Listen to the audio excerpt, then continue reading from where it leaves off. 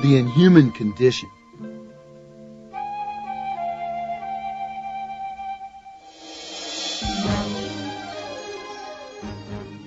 "Are you the one, then?" Red demanded, seizing hold of the derelict by the shoulder of his squalid gabardine. "What one do you mean?" the dirt-caked face replied. He was scanning the quartet of young men who'd cornered him with rodent's eyes. The tunnel where they'd found him relieving himself was far from hope of help. They all knew it, and so it seemed did he. "I don't know what you're talking about." "You've been showing yourself to children," Red said. The man shook his head, a dribble of spittle running from his lip to the matted bush of his beard. "I've done nothing," he insisted. Brendan sauntered across to the man, heavy footsteps hollow in the tunnel. "What's your name?" he inquired with deceptive courtesy. Though he lacked Red's height and commanding manner, the scar that inscribed Brendan's cheek from temple to jawline suggested he knew suffering both in the giving and the receiving. "Name," he demanded. "I'm not going to ask you again." "Pope," the old man muttered. "Mr. Pope." Brendan grinned. "Mr. Pope," he said. "Well, we heard you've been exposing that rancid little prick of yours to innocent children. What do you say to that?" "No," Pope replied, again shaking his head. "That's not true. I never done nothing like that." When he frowned, the filth on his face cracked like crazy paving, a second skin of grime which was the accrual of many months. Had it not been for the fragrance of alcohol off him, which obscured the worst of his bodily stench, it would have been nigh on impossible to stand within a yard of him. The man was human refuse, a shame to his species. "Why bother with him?" Carney said. "He stinks." Red glanced over his shoulder to silence the interruption. At 17, Carney was the youngest, and in the quartet's outspoken hierarchy, scarcely deserving of an opinion. Recognizing his error, he shut up, leaving Red to return his attention to the vagrant. He pushed Pope back against the wall of the tunnel. The old man expelled a cry as he struck the concrete. It echoed back and forth. Carney, knowing from past experience how the seam would go from here, moved away and studied a gilded cloud of gnats on the edge of the tunnel. Though he enjoyed being with Red and the other two, the camaraderie, the petty larceny, the drinking, this particular game had never been much to his taste. He couldn't see the sport in finding some drunken wreck of a man like Pope and beating what little sense was left in his deranged head out of him. It made Carney feel dirty, and he wanted no part of it.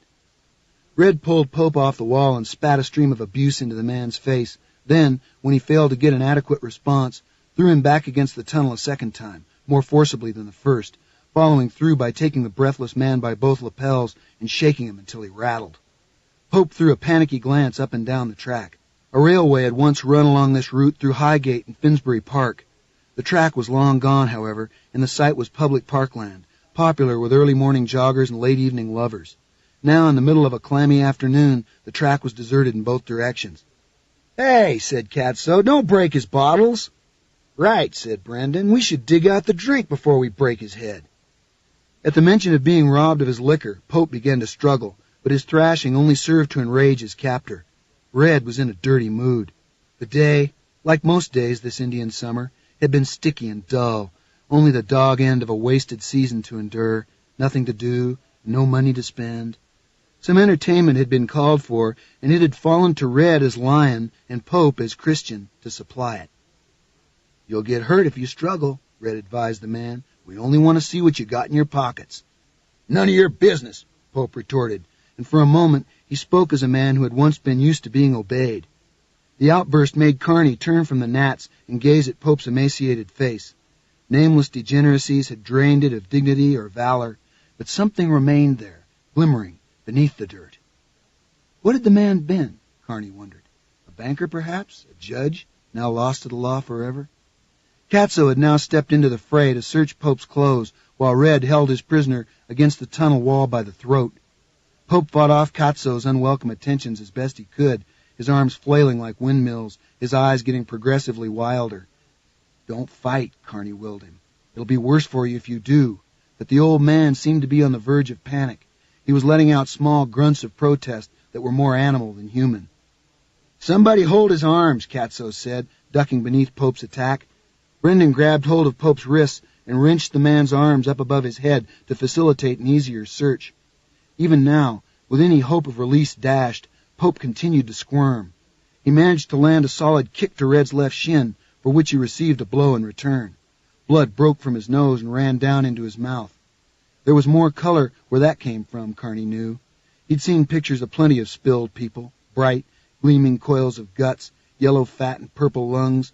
All that brilliance was locked up in the gray sack of Pope's body. Why such a thought would occur to him, Carney wasn't certain. It distressed him, and he tried to turn his attention back to the gnats, but Pope demanded his attention, loosing a cry of anguish as Katso ripped open one of his several waistcoats to get to the lower layers. "Bastards!" Pope screeched, not seeming to care that his insults would inevitably earn him further blows. "Take your shitting hands off me, or I'll have you dead! I'll have you all dead, all of you!" Red's fist brought an end to the threats, and blood came running after blood. Pope spat it back at his tormentor. "Don't tempt me," Pope said, his voice dropping to a murmur. "I warn you." "You smell like a dead dog," Brendan said. "Is that what you are, a dead dog?" Pope didn't grant him a reply. His eyes were on Katso, who was systematically emptying the coat and waistcoat pockets and tossing a pathetic collection of keepsakes into the dust on the tunnel floor. "Carney," Red snapped, "look through that stuff, will you? See if there's anything worth having." Carney stared at the plastic trinkets and the soiled ribbons, at the tattered sheets of paper. Was the man a poet? And the wine bottle corks. "It's all trash," he said. "Look anyway," Red instructed. "Could be money wrapped in that stuff." Carney made no move to comply. "Look, damn you!" Reluctantly, Carney went down on his haunches and proceeded to sift through the mound of rubbish Katso was still depositing in the dirt. He could see at a glance that there was nothing of value there, though perhaps some of the items, the battered photographs, the all but indecipherable notes, might offer some clue to the man Pope had been before drink and incipient lunacy had driven the memories away. Curious as he was, Carney wished to respect Pope's privacy. It was all the man had left. "There's nothing here," he announced after a cursory examination. But Katso hadn't finished his search. The deeper he dug, the more layers of filthy clothing presented themselves to his eager hands. Pope had more pockets than a master magician. Carney glanced up from the forlorn heap of belongings and found to his discomfort that Pope's eyes were on him. The old man, exhausted and beaten, had given up his protests. He looked pitiful. Carney opened his hands to signify that he had taken nothing from the heap. Pope, by way of reply, offered a tiny nod. "Got it!" Katso yelled triumphantly. "Got the fucker!" and pulled a bottle of vodka from one of the pockets. Pope was either too feeble to notice that his alcohol supply had been snatched or too tired to care. Whichever way, he made no sound of complaint as the liquor was stolen from him. "Any more?" Brendan wanted to know. He'd begun to giggle, a high-pitched laugh that signaled his escalating excitement. "Maybe the dog's got more where that came from," he said, letting Pope's hand fall and pushing Katso aside. The latter made no objection to the treatment. He had his bottle and was satisfied. He smashed off the neck to avoid contamination and began to drink, squatting in the dirt. Red relinquished his grip on Pope now that Brendan had taken charge. He was clearly bored with the game. Brendan, on the other hand, was just beginning to get a taste for it. Red walked over to Carney and turned over the pile of Pope's belongings with the toe of his boot. "Fucking washout," he stated without feeling. "Yeah," Carney said, hoping that Red's disaffection would signal an end to the old man's humiliation. But Red had thrown the bone to Brendan, and he knew better than to try and snatch it back. Carney had seen Brendan's capacity for violence before, and he had no desire to watch the man at work again. Sighing, he stood up and turned his back on Brendan's activities. The echoes off the tunnel's wall were all too eloquent, however, a mingling of punches and breathless obscenities. On past evidence, nothing would stop Brendan until his fury was spent. Anyone foolish enough to interrupt him would find themselves victims in their turn. Red had sauntered across to the far side of the tunnel, lit a cigarette, and was watching the punishment meted out with casual interest. Carney glanced around at Katso. He had descended from squatting to sitting in the dirt, the bottle of vodka between his outstretched legs. He was grinning to himself, deaf to the drool of pleas falling from Pope's broken mouth. Carney felt sick to his stomach. More to divert his attention from the beating than out of genuine interest, he returned to the junk filched from Pope's pockets and turned it over, picking up one of the photographs to examine. It was of a child, though it was impossible to make any guess as to family resemblance. Pope's face was now barely recognizable. One eye had already begun to close as the bruise around it swelled, Kearney tossed the photograph back with the rest of the mementos. As he did so, he caught sight of a length of knotted cord which he had previously passed over. He glanced back up at Pope. The puffed eye was closed. The other seemed sightless. Satisfied that he wasn't being watched, Kearney pulled the string from where it lay, coiled like a snake in its nest among the trash. Knots fascinated him, and always had. Though he had never possessed skill with academic puzzles, mathematics was a mystery to him, the intricacies of language the same, he had always had a taste for more tangible riddles. Given a knot, jigsaw, or a railway timetable, he was happily lost to himself for hours. The interest went back to his childhood, which had been solitary. With neither father nor siblings to engage his attention, what better companion than a puzzle? He turned the string over and over, examining the 3 knots set at inch intervals in the middle of its length. They were large and asymmetrical, and seemed to serve no discernible purpose except, perhaps, to infatuate minds like his own. How else to explain their cunning construction, except that the knotter had been at pains to create a problem that was nigh well insoluble? He let his fingers play over the surfaces of the knots, instinctively seeking some latitude, but they had been so brilliantly contrived that no needle, however fine, could have been pushed between the intersected strands. The challenge they presented was too appealing to ignore. Again, he glanced up at the old man. Brendan had apparently tired of his labors. As Kearney looked on, he threw the old man against the tunnel wall and let the body sink to the ground. Once there, he let it lie. An unmistakable sewer stench rose from it. "That was good," Brendan pronounced, like a man who had stepped from an invigorating shower. The exercise had raised a sheen of sweat on his ruddy features. He was smiling from ear to ear. "Give me some of that vodka, Katso." "All gone," Katso slurred, upending the bottle. "Wasn't more than a throatful in it." "You're a lying shit," Brendan told him, still grinning. "What if I am?" Katso replied, and tossed the empty bottle away. It smashed. "Help me up," he requested of Brendan. The latter, his great good humor intact, helped Katso to his feet. Red had already started to walk out of the tunnel. The others followed. "Hey, Kearney," Katso said over his shoulder. "You coming?" "Sure." "You want to kiss the dog better?" Brendan suggested. Katso was almost sick with laughter at the remark. Kearney made no answer. He stood up, his eyes glued to the inert figure slumped on the tunnel floor, watching for a flicker of consciousness. There was none he could see. He glanced after the others. All 3 had their backs to him as they made their way down the track. Swiftly, Kearney pocketed the knots. The theft took moments only. Once the cord was safely out of sight, he felt a surge of triumph, which was out of all proportion to the goods he'd gained. He was already anticipating the hours of amusement the knots would furnish. Time when he could forget himself and his emptiness, forget the sterile summer and the loveless winter ahead, forget, too, the old man lying in his own waste, yards from where he stood. "Kearney!" Katso called. Kearney turned his back on Pope and began to walk away from the body and the attendant litter of belongings. A few paces from the edge of the tunnel, the old man behind him began to mutter in his delirium. The words were incomprehensible, but by some acoustic trick, the walls of the tunnel multiplied the sound.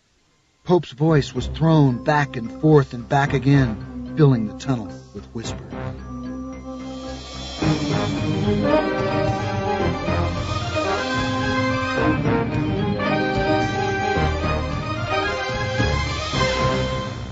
It wasn't until much later that night, when he was sitting alone in his bedroom with his mother weeping in her sleep next door, that Kearney had the opportunity to study the knots at leisure. He had said nothing to Red or the others about his stealing the cord. The theft was so minor, they would have mocked him for mentioning it. And besides, the knots offered him a personal challenge, one which he could face and conceivably fail in private. After some debate with himself, he elected the knot he would first attempt and began to work at it. Almost immediately, he lost all sense of time passing. The problem engrossed him utterly. Hours of blissful frustration passed unnoticed as he analyzed the tangle, looking for some clue as to a hidden system in the knotting. He could find none. The configurations, if they had some rationale, were beyond him. All he could hope to do was tackle the problem by trial and error. Dawn was threatening to bring the world to light again when he finally relinquished the cord to snatch a few hours of sleep, and in a night's work he had merely managed to loosen a tiny fraction of the knot. Over the next 4 days, the problem became an idée fixe, a hermetic obsession to which he could return at any available opportunity, picking at the knot with fingers that were increasingly numb with use. The puzzle enthralled him as little in his adult life ever had. Working at the knot, he was deaf and blind to the outside world. Sitting in his lamp-lit room by night, or in the park by day, he could almost feel himself drawn into its snarled heart, his consciousness focused so minutely it could go where light could not. But despite his persistence, the unraveling proved a slow business. Unlike most knots he had encountered, which, once loosened, in part, conceded the entire solution, this structure was so adroitly designed that prizing one element loose only served to constrict and tighten another.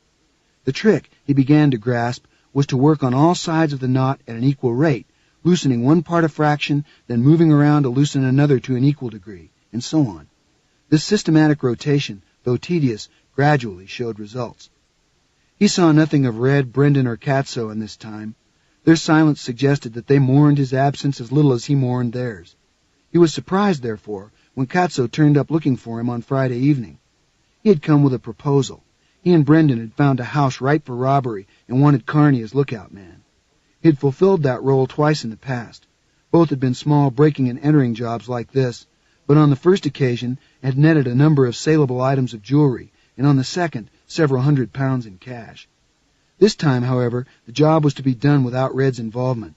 He was increasingly taken up with Annalisa, and she, according to Katso, had made him swear off petty theft and save his talents for something more ambitious. Carney sensed that Katso, and Brendan too most likely, was itching to prove his criminal proficiency without Red.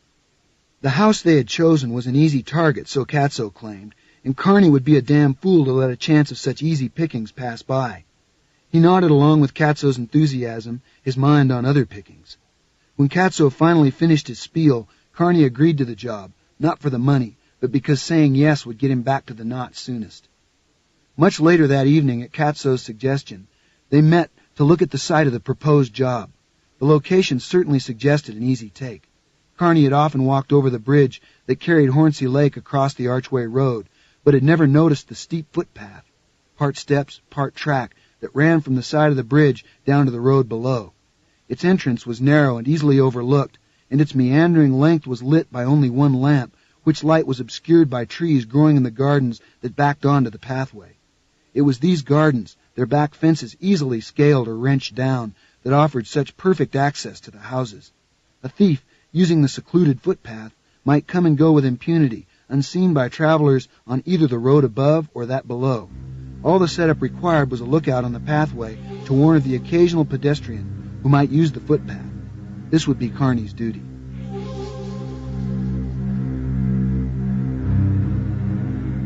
The following night was a thief's joy. Cool, but not cold. Cloudy, but without rain. They met on Highgate Hill at the gates of the Church of the Passionist Fathers, and from there made their way down to the Archway Road. Approaching the pathway from the top end would, as Brendan had argued, attract more attention. Police patrols were more common on Hornsey Lane, in part because the bridge was irresistible to the local depressives. For the committed suicide, the venue had distinct advantages, its chief appeal being that if the 80-foot drop didn't kill you, the juggernauts hurtling south on the Archway Road certainly would. Brendan was on another high tonight, pleased to be leading the others instead of taking second place to Red. His talk was an excitable babble, mostly about women. Carney let Katso have pride of place beside Brendan and hung back a few paces, his hand in his jacket pocket where the knots were waiting. In the last few hours, fatigued by so many sleepless nights, the cord had begun to play tricks on Carney's eyes. On occasion, it had even seemed to move in his hand as though it were working itself loose from the inside. Even now, as they approached the pathway, he could seem to feel it shift against his palm. "Hey, man, look at that!" Katso was pointing up the pathway.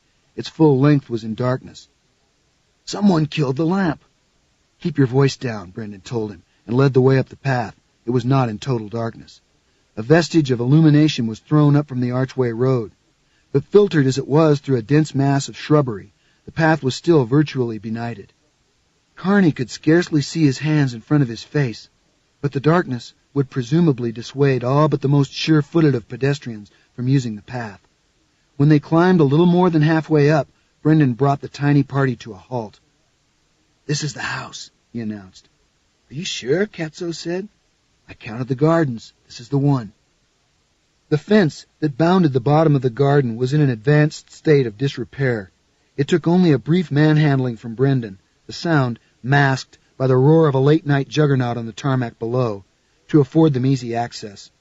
Brendan pushed through the thicket of brambles growing wild at the end of the garden, and Katso followed, cursing as he was scratched. Brendan silenced him with a second curse, then turned back to Carney. We're going in. We'll whistle twice when we're out of the house. Remember the signals? He's not an imbecile, are you, Carney?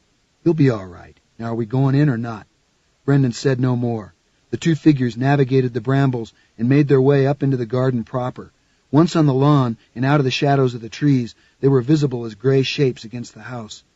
Carney watched them advance to the back door, heard a noise from the back door as Katso, much the more nimble-fingered of the two, forced the lock. Then the duo slid into the interior of the house. He was alone. Not quite alone. He still had his companions on the cord. He checked up and down the pathway, his eyes gradually becoming sharper in the sodium-tinted gloom. There were no pedestrians. Satisfied, he pulled the knots from his pockets. His hands were ghosts in front of him. He could hardly see the knots at all, but almost without his conscious intention guiding them, his fingers began to take up their investigation afresh, and odd though it seemed, he made more impression on the problem in a few seconds of blind manipulation than he had in many of the hours preceding. Robbed of his eyes, he went purely on instinct, and it worked wonders. Again he had the bewildering sensation of intentionality in the knot, as if more and more it was an agent in its own undoing. Encouraged by the tang of victory, his fingers slid over the knot with inspired accuracy, seeming to alight upon precisely the right threads to manipulate. He glanced again along the pathway to be certain it was still empty, then looked back toward the house. The door remained open. There was no sign of either Katso or Brendan, however. He returned his attention to the problem in hand. He almost wanted to laugh at the ease with which the knot was suddenly slipping undone. His eyes, sparked by his mounting excitement, perhaps, had begun to play a startling trick. Flashes of color, rare, unnameable tints, were igniting in front of him, their origins in the heart of the knot. The light caught his fingers as they worked. By it, his flesh became translucent. He could see his nerve endings bright with newfound sensibility, the rods of his finger bones visible to the marrow. Then, almost as suddenly as they flickered into being, the colors would die, leaving his eyes bewitched in darkness, until once more they ignited. His heart began to hammer in his ears. The knot, he sensed, was mere seconds from solution. The interwoven threads were positively springing apart. His fingers were the cord's playthings now, not the other way about. He opened loops to feed the other two knots through. He pulled, he pushed, all at the cord's behest. And now colors came again, but this time his fingers were invisible, and instead he could see something glowing in the last few hitches of the knot. The form writhed like a fish in a net, growing bigger with every stitch he cast off. The hammer in his head doubled in tempo. The air around him had become almost glutinous, as if he were immersed in mud. Someone whistled. He knew the signal should have carried some significance for him, but he couldn't recall what.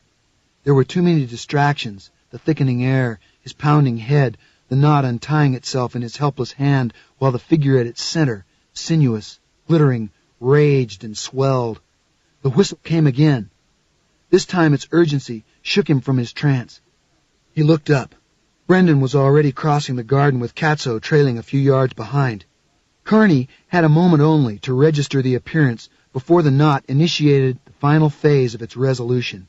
The last weave fell free, and the form at its heart leaped up toward Carney's face, growing at an exponential rate. He flung himself backward to avoid losing his head, and the thing shot past him. Shocked, he stumbled in the tangle of brambles and fell in a bed of thorns. Above his head, the foliage was shaking off as if in a high wind.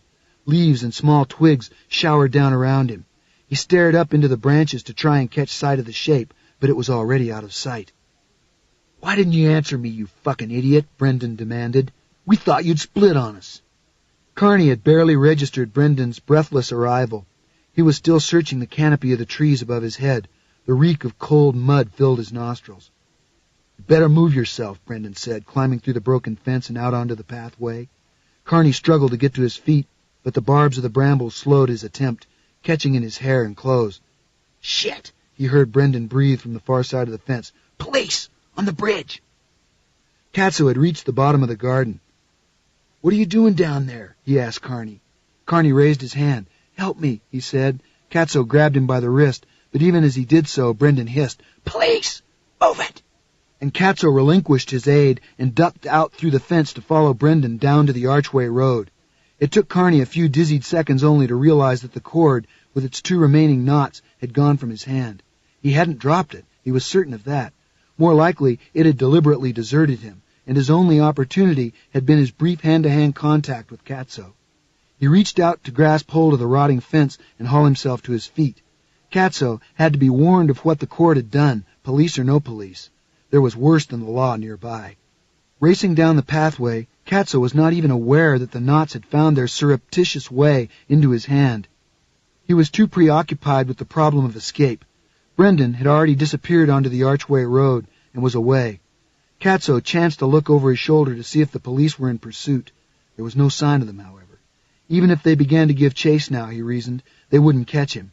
That left Carney. Katso slowed his pace, then stopped, looking back up the pathway to see if the idiot showed any sign of following. But he had not so much as climbed through the fence. "Damn him," Katso said beneath his breath. Perhaps he should retrace his steps and fetch him. As he hesitated on the darkened pathway, he became aware that what he had taken to be a gusty wind in the overhanging trees had abruptly died away. The sudden silence mystified him. He drew his gaze from the path to look up into the canopy of branches, and his appalled eyes focused on the shape that was crawling down toward him, bringing with it the reek of mud and dissolution. Slowly, as in a dream, he raised his hands to keep the creature from touching him, but it reached down with wet, icy limbs and snatched him up. Carney, in the act of climbing through the fence, caught sight of Katso being hauled off his feet and into the cover of the trees, saw his legs pedaling the air while stolen merchandise fell from his pockets, and skipped down the pathway toward the archway road. Then Katso shrieked, and his dangling legs began an even more frenzied motion. At the top of the pathway, Carney heard somebody calling, one policeman to another, he surmised. The next moment, he heard the sound of running feet. He glanced up to Hornsey Lane. The officers had yet to reach the top of the pathway. And then he looked back down in Katso's direction in time to catch the sight of his body dropping from the tree. It fell to the ground limply, but the next moment scrambled to its feet. Briefly, Katso looked back up the pathway toward Carney.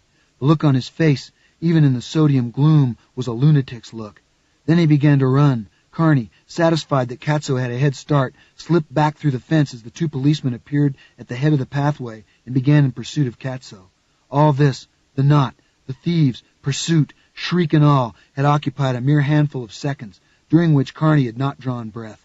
Now he lay on a barbed pillow of brambles and gasped like a landed fish, while at the other side of the fence the police hurtled down the footpath, yelling after their suspect. Katso scarcely heard their commands. It wasn't the police that he was running from. It was the muddied thing that had lifted him up to meet its slitted and shankered face. Now, as he reached the archway road, he felt tremors beginning in his limbs. If his legs gave out, he was certain it would come up for him again and lay its mouth on his as it already had. Only this time he would not have the strength to scream. The life would be sucked from his lungs. His only hope lay in putting the road between him and his tormentor. The beast's breath loud in his ears, he scaled the crash barrier, leaped down to the road, and began across the southbound freeway at a run. Halfway across, he realized his error. The horror in his head had blinded him to all other risks. A blue Volvo, its driver's mouth a perfect O, bore down on him. He was caught in the headlights like an animal, entranced. 2 instants later, he was struck a glancing blow which threw him across the divide and into the path of a tractor-trailer. The second driver had no chance to swerve. The impact split Katso open and tossed him beneath the wheels. Up in the garden, Carney heard the panic of the brakes and the policeman at the bottom of the pathway say, "Jesus Christ Almighty." He waited a few seconds, then peered out from his hiding place. The footpath was now deserted, top to bottom. The trees were quite still. From the road below rose the sound of a siren and that of the officers shouting for oncoming cars to halt. Closer by, somebody was sobbing. He listened intently for a few moments, trying to work out the source of the sobs, before realizing that they were his own. Tears or no, The clamor from below demanded his attention. Something terrible had happened, and he had to see what, but he was afraid to run the gauntlet of the trees, knowing what lay in wait there, so he stood, staring up into the branches, trying to locate the beast. There was neither sound nor movement, however. The trees were dead still, stifling his fears. He climbed from the hiding place and began to walk down the pathway, his eyes glued to the foliage for the slightest sign of the beast's presence. He could hear the buzz of a gathering crowd. The thought of a press of people comforted him. From now on, he would need a place to hide, wouldn't he? Men who'd seen miracles did.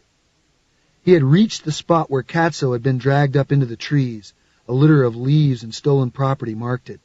Carney's feet wanted to be swift, to pick up and whisk him away from the place, but some perverse instinct slowed his pace.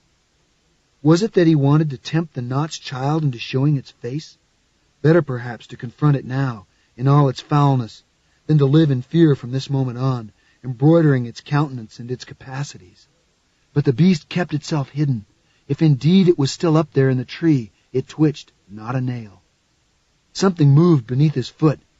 Carney looked down, and there, almost lost among the leaves, was the cord. Katso had been deemed unworthy to carry it, apparently.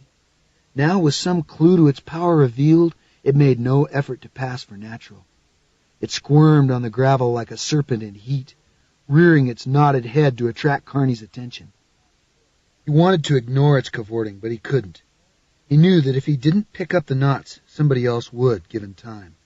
A victim, like himself, of an urge to solve enigmas. Where could such innocence lead except to another escape perhaps more terrible than the first? No, it was best that he took the knots. At least he was alive to their potential, and so in part armored against it. He bent down, and as he did so the string fairly leaped into his hands, wrapping itself around his fingers so tightly he almost cried out. "Bastard!" he said. The string coiled itself around his hand, weaving its length between his fingers in an ecstasy of welcome. He raised his hand to watch its performance better. His concern for the events on the Archway Road had suddenly, almost miraculously, evaporated. What did such petty concerns matter? It was only life and death. Better to make his getaway now, while he could. Above his head a branch shook. He unglued his eyes from the knots and squinted up into the tree. With the cord restored to him, his trepidation, like his fears, had evaporated. "Show yourself," he said. "I'm not like Katso. I'm not afraid. I want to know what you are." From its camouflage of leaves, the waiting beast leaned down toward Carney and exhaled a single, chilly breath. It smelled of the river at low tide, of vegetation gone to rot. Carney was about to ask what it was again when he realized that the exhalation was the beast's reply. All it could speak of its condition was contained in that bitter and rancid breath. As replies went, it was not lacking in eloquence. Distressed by the images it awoke, Carney backed away from the spot. Wounded, sluggish forms moved behind his eyes, engulfed in a sludge of filth. A few feet from the tree, the spell of the breath broke, and Carney drank the polluted air from the road as though it were clean as the world's morning. He turned his back on the agonies he had sensed, thrust his string-woven hand into his pocket, and began up the pathway. Behind him, the trees were quite still again. Several dozen spectators had gathered on the bridge to watch the proceedings below. Their presence had in turn piqued the curiosity of drivers making their way along Hornsey Lane, some of whom had parked their vehicles and gotten out to join the throng. The scene beneath the bridge seemed too remote to wake any feelings in Carney. He stood among the chattering crowd and gazed down quite dispassionately. He recognized Katso's corpse from his clothes. Little else remained of his sometime companion. In a while, he knew he would have to mourn, but at present he could feel nothing. After all, Katso was dead, wasn't he? His pain and confusion were at an end. Carney sensed he would be wiser to save his tears for those whose agonies were only just beginning.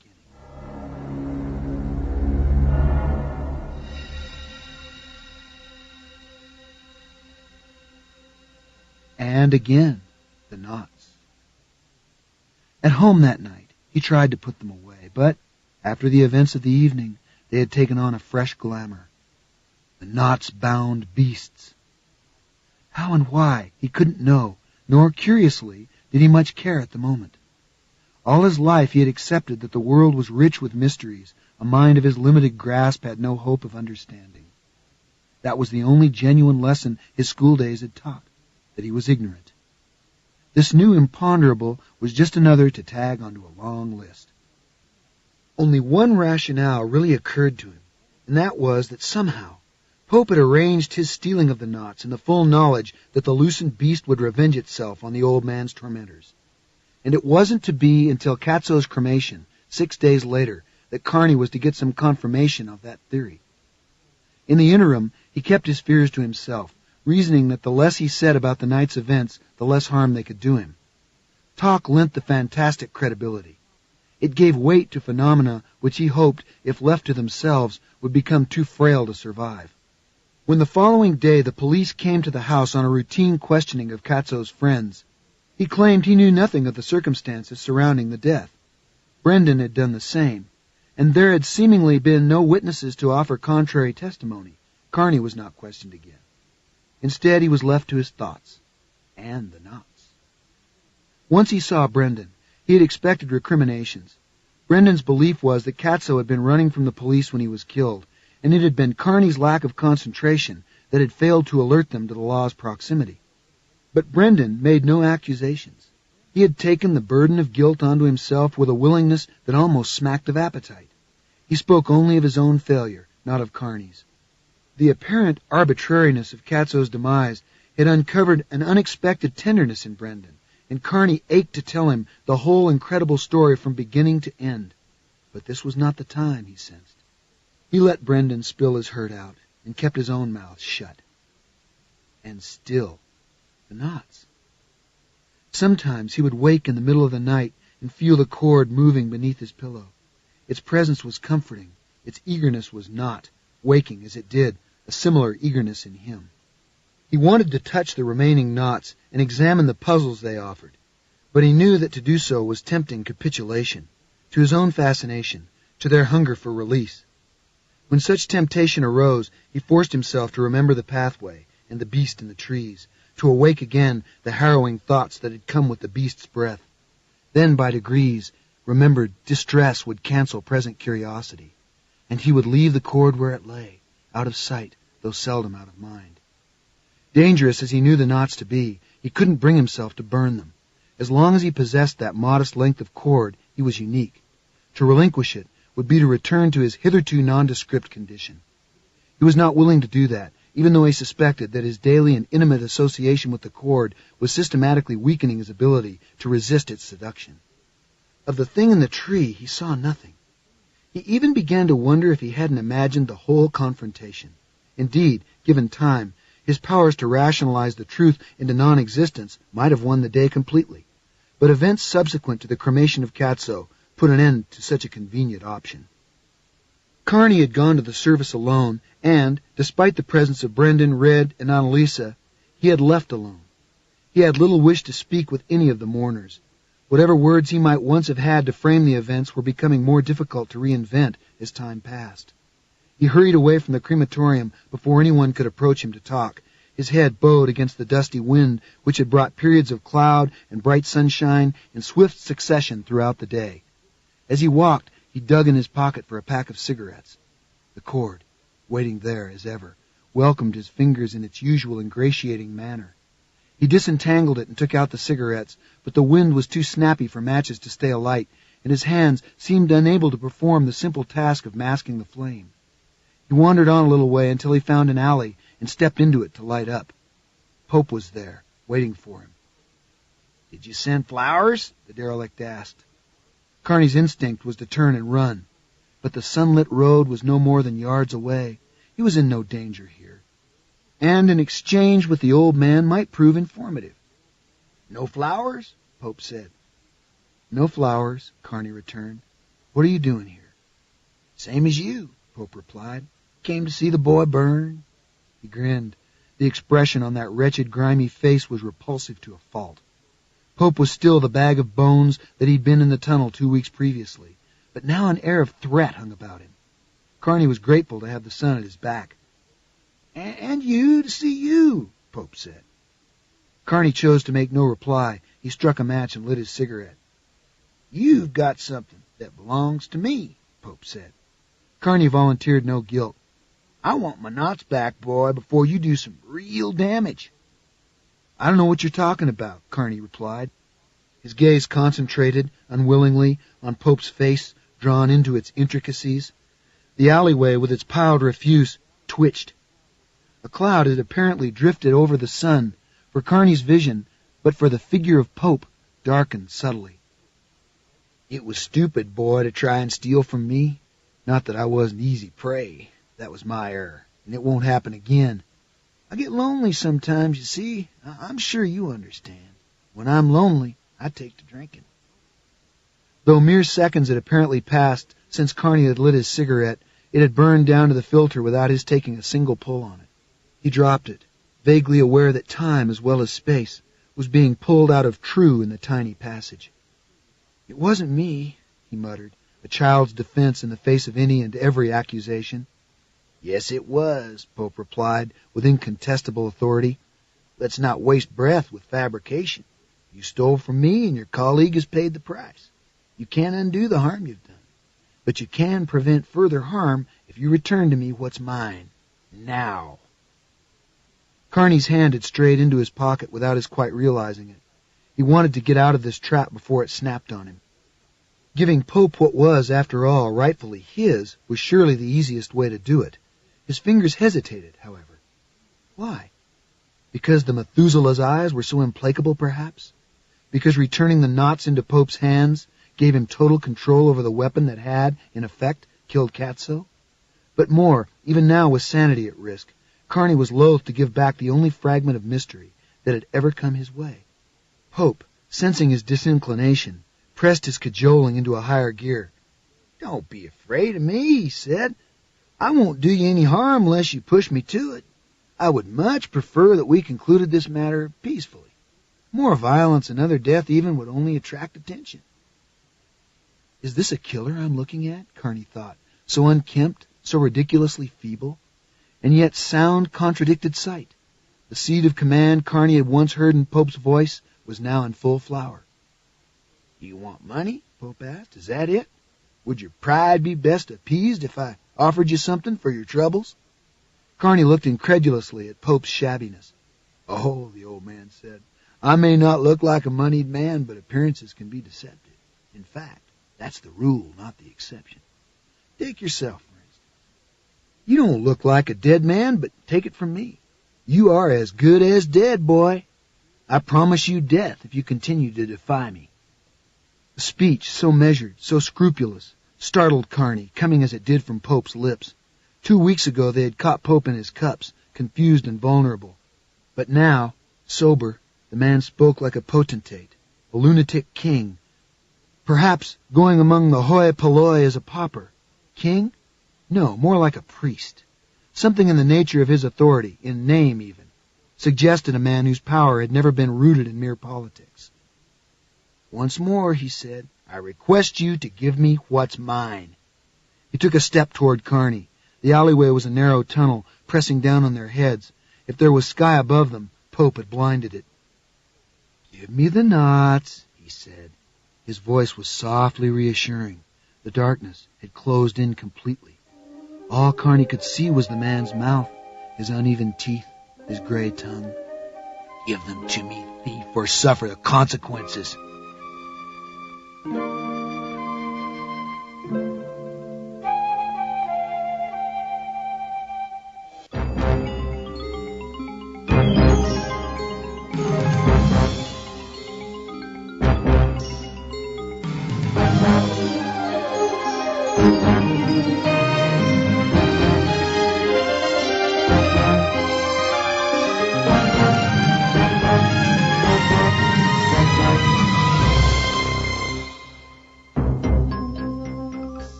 Kearney!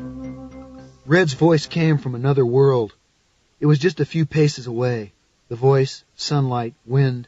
But for a long moment, Kearney struggled to locate it again. Kearney? He dragged his consciousness out from between Pope's teeth and forced his face around to look at the road. Red was there, standing in the sun, on Lisa at his side. Her blonde hair shone. What's going on? Leave us alone, Pope said. We got business, he and I. You've got business with him? Red asked of Carney.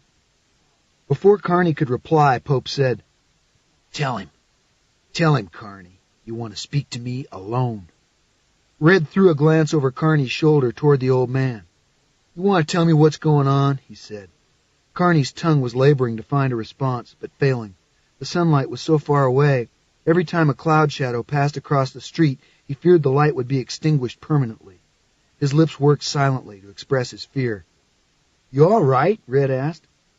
Carney, can you hear me? Carney nodded. The darkness that held him was beginning to lift. Yes, he said. Suddenly, Pope threw himself at Carney, his hands scrabbling desperately for his pockets. The impact of the attack carried Carney, still in a stupor, back against the wall of the alleyway. He fell sideways against a pile of crates. They and he toppled over, and Pope, his grip on Carney too fierce to be dislodged, fell too. All the preceding calm, the gallows humor, the circumspect threats had evaporated. He was again the idiot derelict spouting insanities. Carney felt the man's hands tearing at his clothes and raking his skin in his bid for the knots. The words he was shouting into Carney's face were no longer comprehensible. Red stepped into the alley and attempted to drag the old man by coat or hair or beard, whichever handhold presented itself, off his victim. It was easier said than done. The assault had all the fury of a fit. But Red's superior strength won out. Spitting nonsense, Pope was pulled to his feet. Red held on to him as if he were a mad dog. Get up, he told Carney. Get out of his reach. Carney staggered to his feet among the tinder of crates. In the scant seconds of his attack, Pope had done considerable damage. Carney was bleeding in half a dozen places.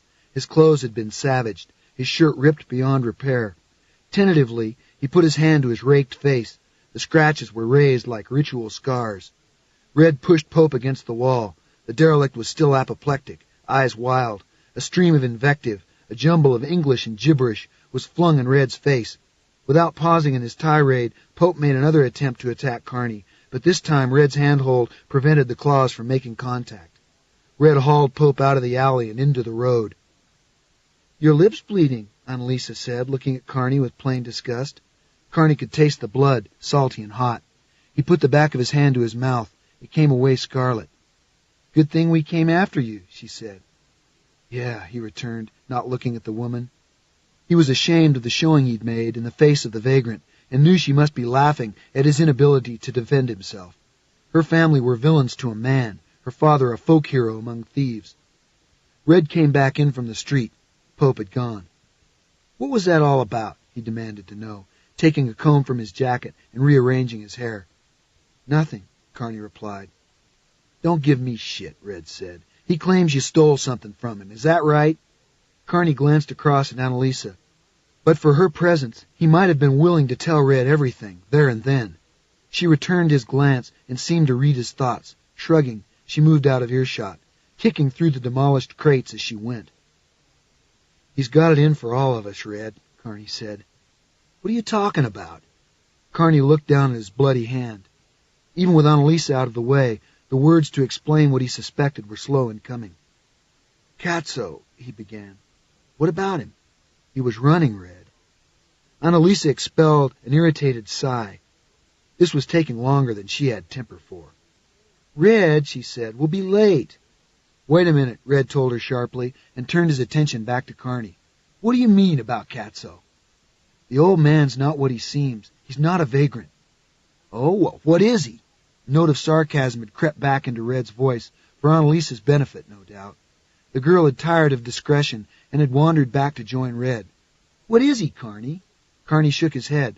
What was the use of trying to explain a part of what had happened? Either he attempted the entire story or nothing at all. Silence was easier. It doesn't matter, he said flatly.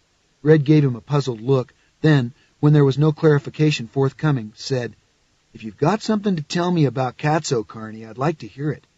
You know where I live. Sure, said Carney. I mean it, Red said, about talking. Thanks. Katso was a good mate, you know.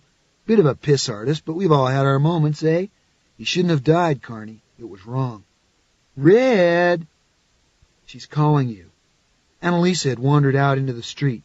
She's always calling me. I'll see you around, Carney. Yeah. Red patted Kearney's stinging cheek and followed Annalisa out into the sun. Kearney made no move to follow them. Pope's assault had left him trembling. He intended to wait in the alleyway until he'd regained a gloss of composure at least. Seeking reassurance of the knots, he put his hand into his jacket pocket. It was empty. He checked the other pockets. They too were empty. And yet he was certain that the old man's grasp had failed to get near the cord. Perhaps they had slipped out of hiding during the struggle. Kearney began to scour the alley, and when the first search failed, followed with a second and a third, but by that time he knew the operation was lost. Pope had succeeded after all. By stealth or chance, he had regained the knots.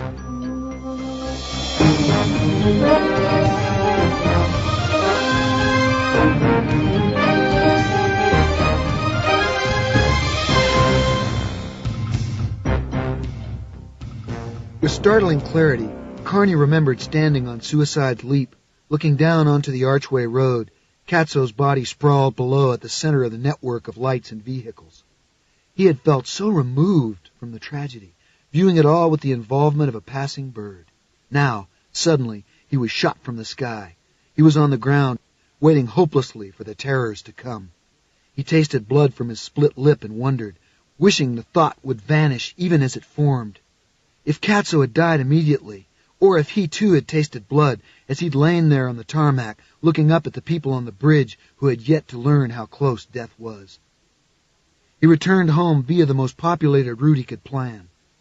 Though this exposed his disreputable state of the stares of matrons and policemen alike, he preferred their disapproval to chancing the empty streets away from the major thoroughfares. Once home, he bathed his scratches and put on a fresh set of clothes, then sat in front of the television for a while to allow his limbs to stop shaking. It was late afternoon, and the programs were all children's fare. A tone of queasy optimism infected every channel. He watched the banalities with his eyes but not with his mind, using the respite to try and find the words to describe all that had happened to him. The imperative was now to warn Red and Brendan. With Pope in control of the knots, it could only be a matter of time before some beast, worse perhaps than the thing in the trees, came looking for them all. Then it would be too late for explanations. He knew the other two would be contemptuous, but he would sweat to convince them, however ridiculous he ended up looking in the process. Perhaps his tears and his panic would move them the way his impoverished vocabulary never could. About 5 after 5, before his mother returned home from work, he slipped out of the house and went to find Brendan. Annalisa took a piece of string she'd found in the alleyway out of her pocket and examined it. Why she had bothered to pick it up at all, she wasn't certain, but somehow it had found its way into her hand. She played with one of the knots, risking her long nails in doing so. She had half a dozen better things to be doing with her early evening. Red had gone to buy drink and cigarettes, and she had promised herself a leisurely, scented bath before he returned. But the knot wouldn't take that long to untie. She was certain of that. Indeed, it seemed almost eager to be undone. She had the strangest sensation of movement in it. And more intriguing yet, there were colors in the knot. She could see glints of crimson and violet. Within a few minutes, she had forgotten the bath entirely. It could wait. Instead, she concentrated on the conundrum at her fingertips. After only a few minutes, she began to see the light.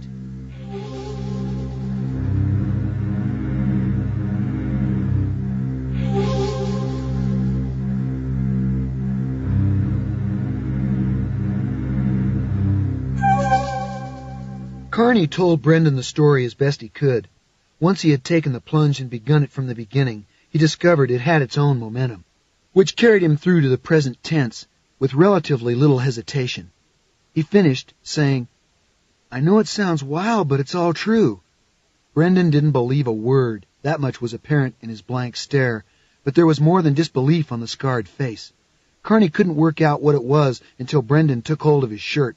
Only then did he see the depth of Brendan's fury.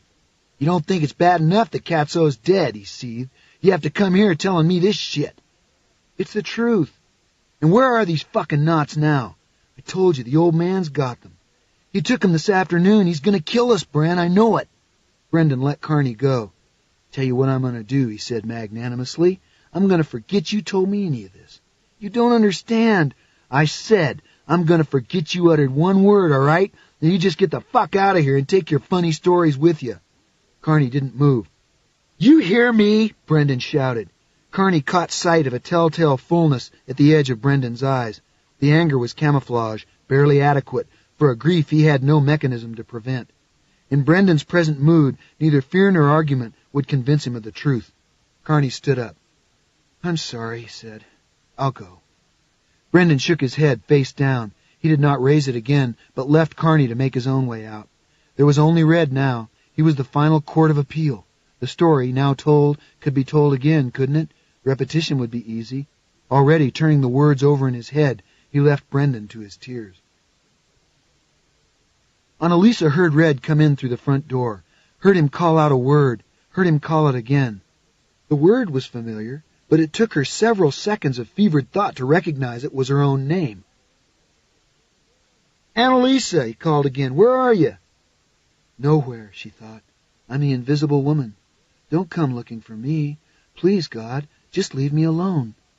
She put her hand to her mouth to stop her teeth from chattering. She had to stay absolutely still, absolutely silent. If she stirred so much as a hair's breadth, it would hear her and come for her. The only safety lay in tying herself into a tiny ball and sealing her mouth with her palm. Red began to climb the stairs. Doubtless, Annalisa was in the bath, singing to herself. The woman loved water as she loved little else.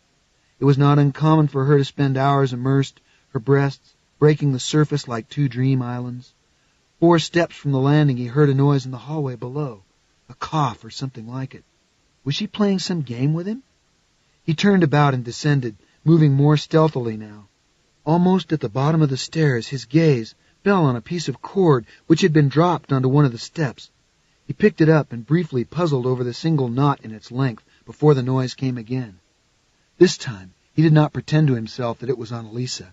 He held his breath, waiting for another prompt from along the hallway. When none came, he dug into the side of his boot and pulled out his switchblade, a weapon he had carried on his person since the tender age of 11. An adolescent's weapon, Annalisa's father had advised him, but now, advancing along the hallway to the living room, he thanked the patron saint of blades he had not taken the old felon's advice. The room was gloomy. Evening was on the house, shuttering up the windows. Red stood for a long while in the doorway, anxiously watching the interior for movement. Then the noise again. Not a single sound this time, but a whole series of them. The source, he now realized, to his relief, was not human. It was a dog, most likely, wounded in a fight. Nor was the sound coming from the room in front of him, but from the kitchen beyond. His courage bolstered by the fact that the intruder was merely an animal, he reached for the light switch and flipped it on. The helter-skelter of events he initiated in so doing occurred in a breathless sequence that occupied no more than a dozen seconds. Yet he lived each one in the minutest detail. In the first second, as the light came on, he saw something move across the kitchen floor. In the next, he was walking toward it, knife still in hand. The third brought the animal, alerted to his planned aggression, out of hiding. It ran to meet him, a blur of glistening flesh. Its sudden proximity was overpowering. Its size, the heat from its steaming body, its vast mouth expelling a breath like rot. Red took the 4th and 5th seconds to avoid its first lunge, but on the 6th it found him. Its raw arms snatched at the body. He slashed out with his knife and opened a wound in it, but it closed in and took him in a lethal embrace. More through accident than intention, the switchblade plunged into its flesh and liquid heat splashed up onto Red's face. He scarcely noticed. The last 3 seconds were upon him. The weapon, slick with blood, slid from his grasp and was left embedded in the beast. Unarmed, he attempted to squirm from its clasp, but before he could slide out of harm's way, the great unfinished head was pressing toward him. The maw of a tunnel, and sucked one solid breath from his lungs. It was the only breath Red possessed. His brain, deprived of oxygen, threw a fireworks display in celebration of his imminent departure. Roman candles, star shells, Catherine wheels, the pyrotechnics were all too brief, too soon. The darkness. Upstairs, Annalisa listened to the chaos of sound and tried to piece it together, but she could not. Whatever had happened, however, it had ended in silence. Red did not come looking for her, but then neither did the beast. Perhaps, she thought, they had killed each other. The simplicity of this solution pleased her. She waited in her room until hunger and boredom got the better of trepidation, and then went downstairs. Red was lying where the cord's second offspring had dropped him, his eyes wide open to watch the fireworks. The beast itself squatted in the far corner of the room, a ruin of a thing. Seeing it, she backed away from Red's body toward the door. It made no attempt to move toward her, but simply followed her with deep-set eyes, its breathing coarse, its few movements sluggish. She would go find her father, she decided, and fled the house, leaving the front door ajar.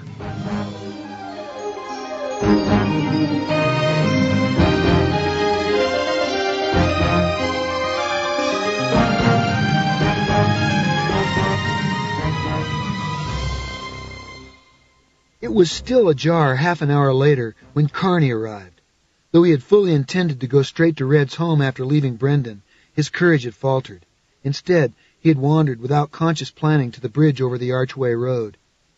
He had stood there for a long space, watching the traffic below and drinking from the half bottle of vodka he had bought on Holloway Road. The purchase had cleared him of cash, but the spirits, on his empty stomach, had been potent and clarified his thinking. They would all die, he had concluded.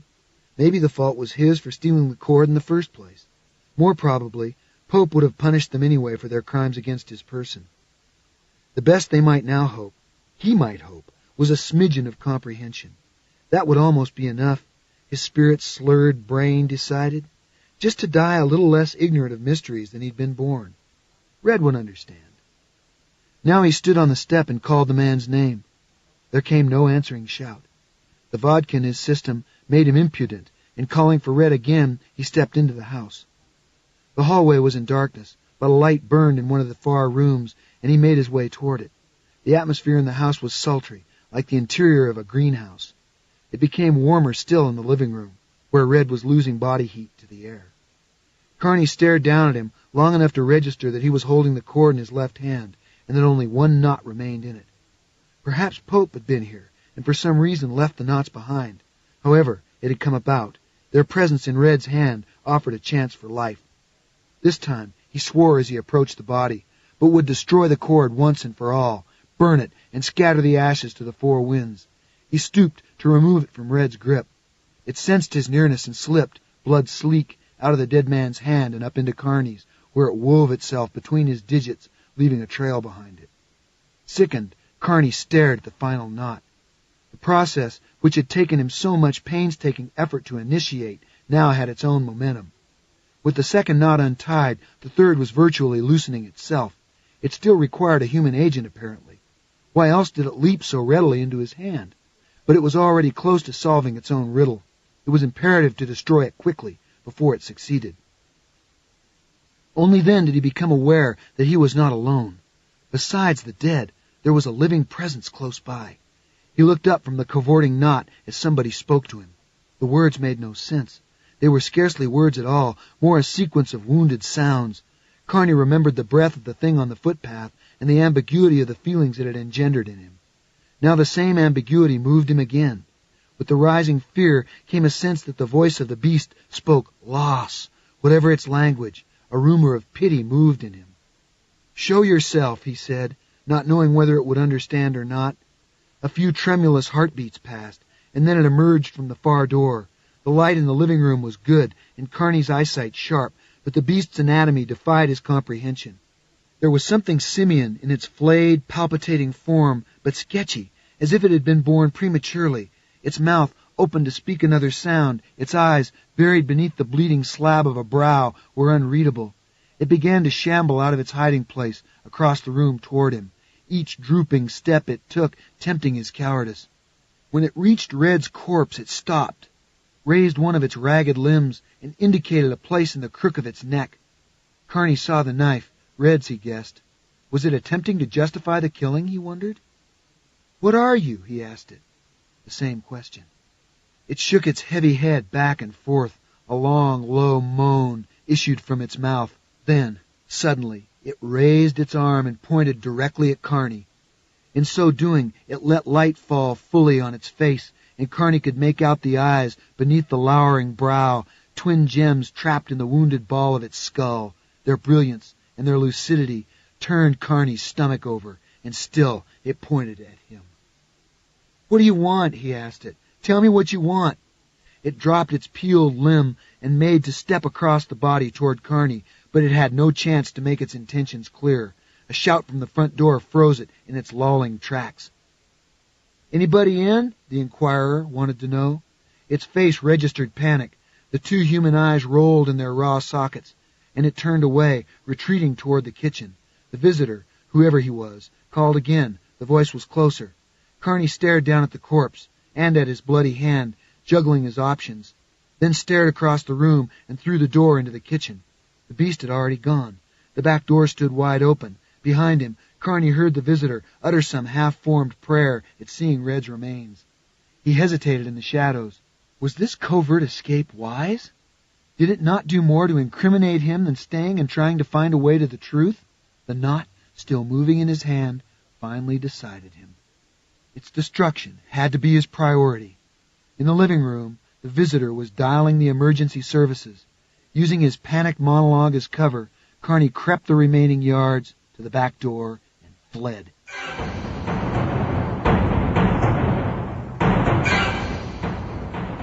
"Somebody's been on the phone for you," his mother called down from the top of the stairs. "He's woken me twice already. I told him I didn't."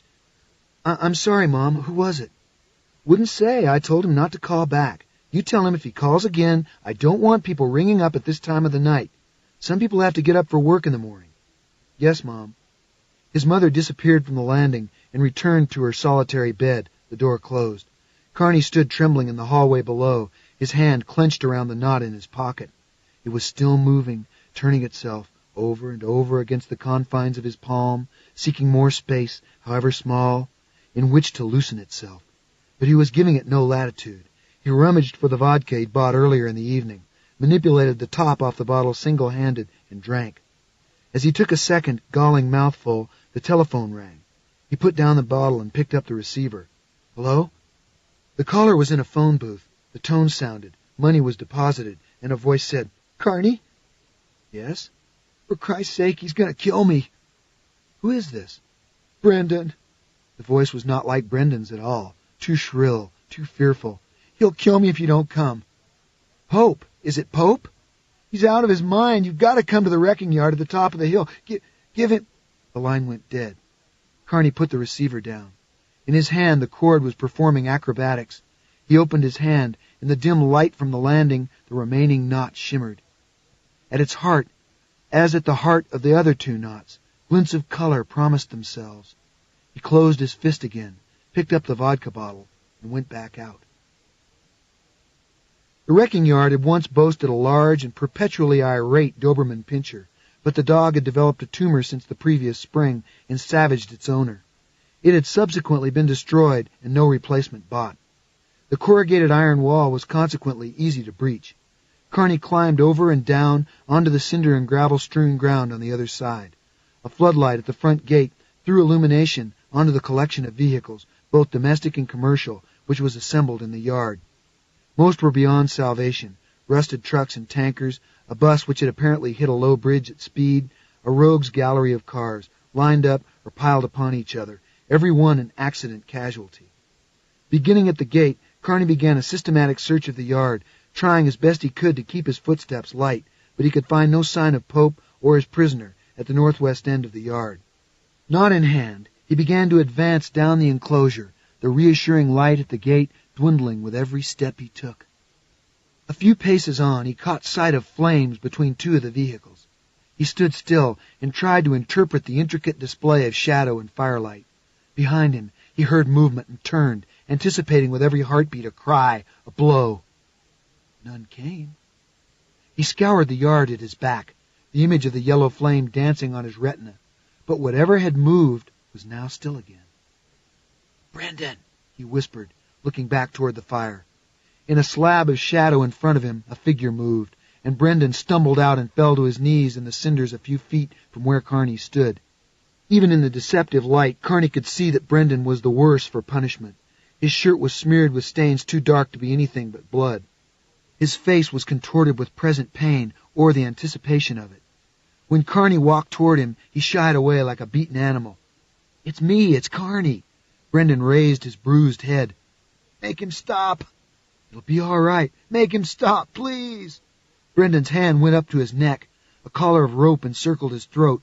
A leash led off into the darkness between two vehicles. There, holding the other end of the leash, stood Pope.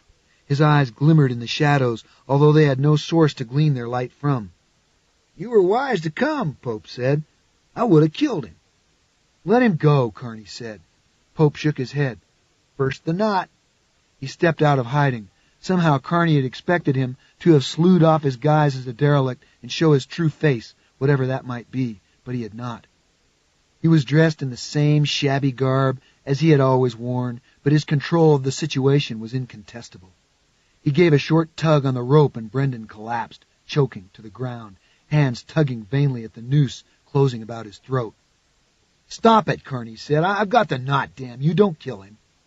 "Bring it to me."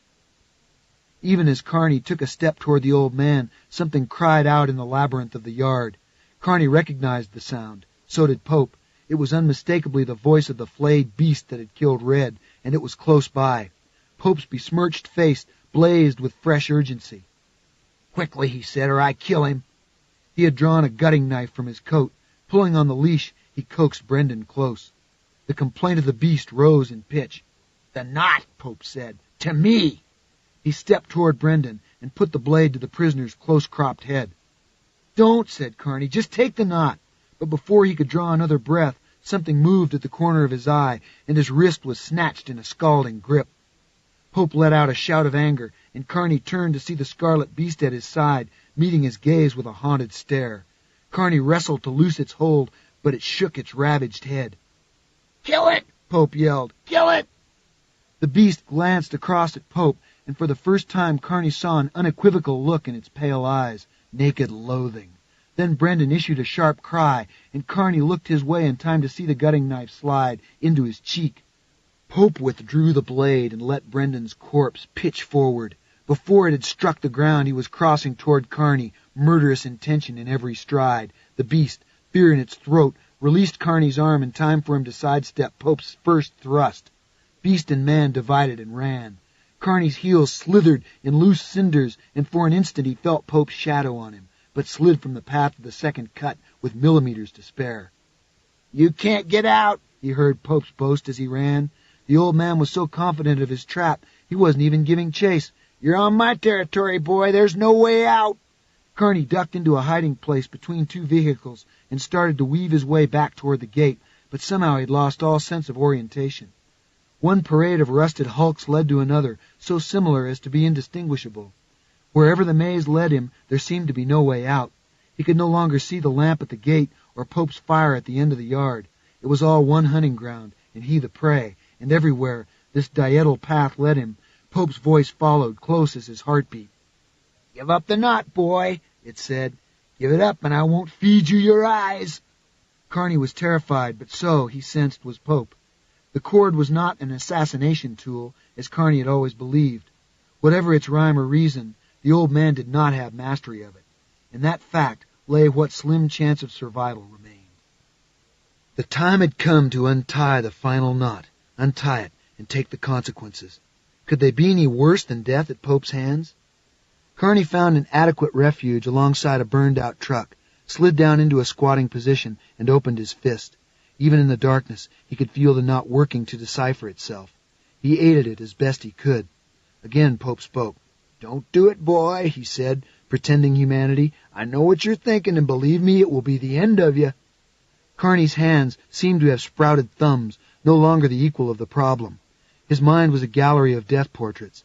Katso on the road, Red on the carpet, Brendan slipping from Pope's grip as the knife slid from his head. He forced the images away, marshalling his beleaguered wits as best he could. Pope had curtailed his monologue. Now the only sound in the yard was the distant hum of traffic. It came from a world Kearney doubted he would see again. He fumbled at the knot like a man at a locked door, with a handful of keys, trying one, and then the next, and then the next, all the while knowing that the night is pressing on his back. Quickly, quickly, he urged himself, but his former dexterity had utterly deserted him. And then a hiss as the air was sliced, and Pope had found him, his face triumphant as he delivered the killing strike. Kearney rolled from his squatting position, but the blade caught his upper arm, opening a wound that ran from shoulder to elbow. The pain made him quick, and the second strike struck the cab of the truck, winning sparks, not blood. Before Pope could stab again, Kearney was dodging away, blood pulsing from his arm. The old man gave chase, but Kearney was fleeter. He ducked behind one of the coaches as Pope panted after him and slipped into hiding beneath the vehicle. Pope ran past as Kearney bit back a sob of pain. The wound he had sustained effectively incapacitated his left hand. Drawing his arm into his body to minimize the stress on his slashed muscle, he tried to finish the wretched work he had begun on the knot, using his teeth in place of a second hand. Splashes of white light were appearing in front of him. Unconsciousness was not far distant. He breathed deeply and regularly through his nostrils as his fevered fingers pulled at the knot. He could no longer see, nor could scarcely feel the cord in his hand. He was working blind, as he had on the footpath, and now, as then, his instincts began to work for him. The knot started to dance at his lips, eager for release. It was mere moments from solution. In his devotion, he failed to see the arm reach for him until he was being hauled out of his sanctuary and was staring up into Pope's shining eyes. "No more games," the old man said, and loosed his hold on Kearney to snatch the cord from between his teeth. Kearney attempted to move a few tortuous inches to avoid Pope's grasp, but the pain in his arm crippled him. He fell back, letting out a cry on impact. "Out go your eyes," said Pope, and the knife descended. The blinding blow never landed, however. A wounded form emerged from hiding behind the old man and snatched at the tails of his gabardine. Pope regained his balance in moments and spun around. The knife found his antagonist, and Kearney opened his pain-blurred eyes to see the flayed beast reeling backward, its cheek slashed open to the bone. Pope followed through to finish the slaughter, but Kearney didn't wait to watch. He reached up for purchase on the wreck and hauled himself to his feet, the knot still clenched between his teeth. Behind him, Pope cursed, and Kearney knew he had forsaken the kill to follow. Knowing the pursuit was already lost, he staggered out from between the vehicles, into the open yard. In which direction was the gate? He had no idea. His legs belonged to a comedian, not to him. They were rubber-jointed, useless for everything but pratfalls. 2 steps forward and his knees gave out. The smell of gasoline-soaked cinders came up to meet him. Despairing, he put his good hand to his mouth. His fingers found a loop of cord. He pulled, hard, and miraculously the final hitch of the knot came free. He spat the cord from his mouth as a surging heat roasted his lips. It fell to the ground, its final seal broken, and from its core the last of its prisoners materialized.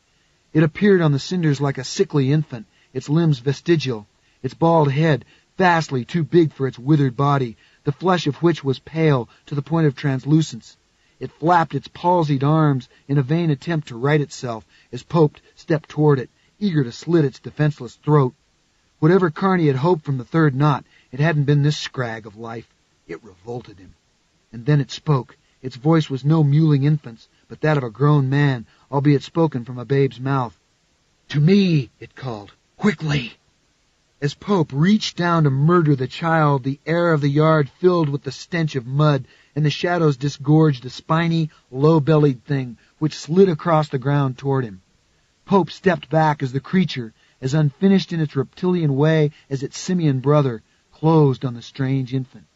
Kearney fully expected it to devour the morsel, but the pallid child raised its arms in welcome as the beast from the first knot curled about it. As it did so, the second beast showed its ghastly face, moaning its pleasure. It laid its hands on the child and drew the wasted body up into its capacious arms, completing an unholy family of reptile, ape, and child. The union was not over yet, however. Even as the 3 creatures assembled, their bodies began to fray, unraveling into ribbons of pastel matter, and even as their anatomies began to dissolve, the strands were beginning a fresh configuration, filament entwining with filament. They were tying another knot, random and yet inevitable, more elaborate by far than any Kearney had set fingers on. A new and perhaps insoluble puzzle was appearing from the pieces of the old, but where they had been inchoate, this one would be finished and whole. What, though? What?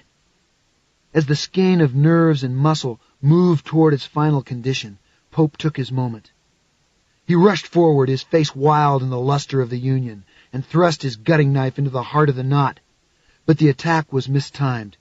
A limb of ribboned light uncurled from the body and wrapped itself around Pope's wrist. The gabardine ignited.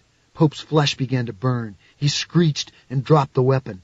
The limb released him, returning itself into the weave and leaving the old man to stagger backward, nursing his smoking arm. He looked to be losing his wits. He shook his head to and fro pitifully. Momentarily, his eyes found Carney, and a glimmer of guile crept back into them. He reached for the boy's injured arm and hugged him close. Carney cried out, but Pope, careless of his captive, dragged Carney away from where the wreathing was nearing its end and into the safety of the labyrinth. "He won't harm me," Pope was saying to himself. "Not with you. Always had a weakness for children." He pushed Carney ahead of him. "Just get the papers, then away." Carney scarcely knew if he was alive or dead. He had no strength left to fight Pope off. He just went with the old man, half crawling much of the time, until they reached Pope's destination, a car which was buried beneath a heap of rusted vehicles. It had no wheels. A bush which had grown through the chassis occupied the driver's seat. Pope opened the back door, muttering his satisfaction, and bent into the interior, leaving Carney slumped against the wing. Unconsciousness was a teasing moment away. Carney longed for it, but Pope had use for him yet. Retrieving a small book from its niche beneath the passenger seat, Pope whispered, "Now we must go. We've got business." Carney groaned as he was pressed forward. "Close your mouth," Pope said, embracing him. "My brother has ears." "Brother?" Carney murmured, trying to make sense of what Pope had let slip. "Spellbound," Pope said, "until you." "Beasts," Carney muttered, the mingled images of reptiles and apes assailing him. "Human," Pope replied. "Evolution's the knot, boy." "Human," Carney said, and as the syllables left him, his aching eyes caught sight of a gleaming form on the car at his tormentor's back. Yes, it was human, still wet from its rebirth, its body running with inherited wounds, but triumphantly human. Pope saw the recognition in Carney's eyes. He seized hold of him and was about to use the limp body as a shield when his brother intervened. The rediscovered man reached down from the height of the roof and caught hold of Pope by his narrow neck. The old man shrieked and tore himself loose, darting away across the cinders, but the other gave howling chase, pursuing him out of Carney's range. From a long way off, Carney heard Pope's last plea as his brother overtook him, and then the words curved up into a scream Carney hoped never to hear the equal of again. After that, silence. The sibling did not return, for which, curiosity notwithstanding, Carney was grateful.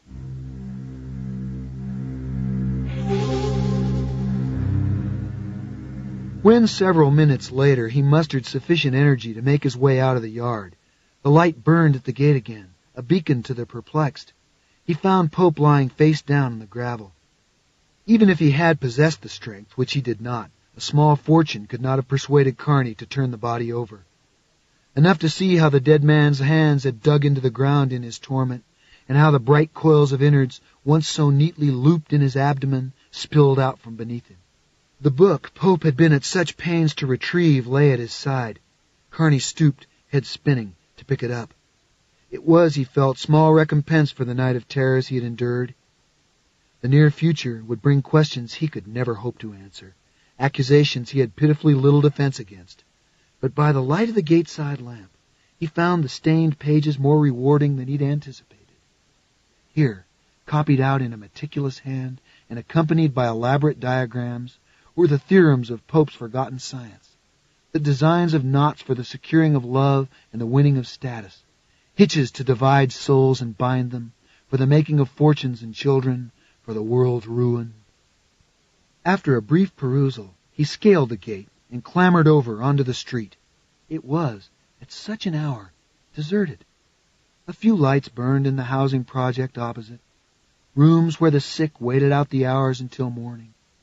Rather than ask any more of his exhausted limbs, Carney decided to wait where he was until he could flag down a vehicle to take him where he might tell his story. He had plenty to occupy him. Although his body was numb and his head woozy, he felt more lucid than he ever had. He came to the mysteries on the pages of Pope's forbidden book as to an oasis. Drinking deeply, he looked forward with rare exhilaration to the pilgrimage ahead.